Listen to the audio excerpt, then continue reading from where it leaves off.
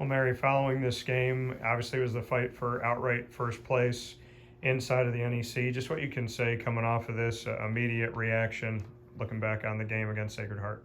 Yeah, I think we just didn't have our legs in the beginning. We got to figure out how to play these back-to-back games because that's the way the conference is set up, But I think we stopped them early, and then they just caught fire. I mean, making 10 threes for the game, that's very uncharacteristic of them.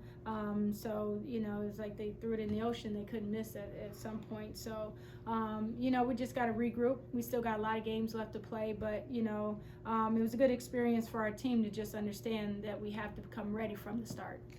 What looked different? I know you said obviously in this game they're hitting threes as many as they did, which was a little uncharacteristic of them. But in the game that was down at Sacred Heart that you had the victory of, what was different in this game? I would say I think the aggressiveness of Pryor. We zoned them down there, and I think it was a look that she hadn't seen before.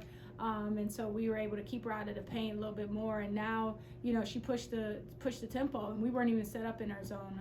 But we slowed the pace down there, and they pretty much ran in transition. We weren't getting back. So something we've been continuing to work on, not just for Sacred Heart, but just something that we're trying to get better as a team.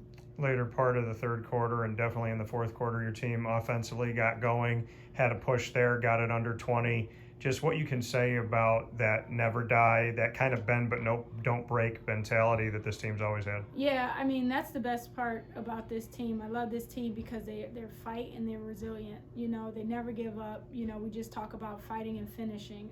The fact that they can be down so much and continue to fight, it just shows that they have a lot of character. Lytoya, we know that Lytoya Baker is a huge part, a heartbeat of this team in general. Double-double in this game.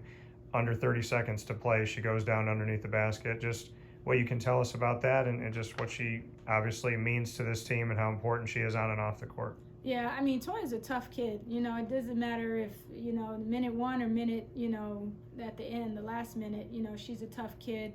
She's going to be okay. Just took a hard fall. But, she understands the gravity of not just, this game, but her season and her career. And I think she fights like, every game's her last. And it's an unbelievable thing to see the fight and grit that she has.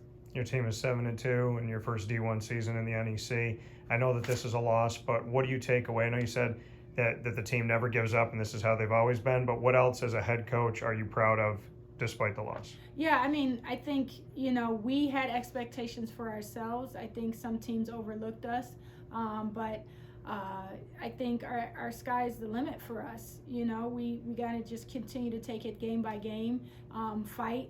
We got Stonehill at home.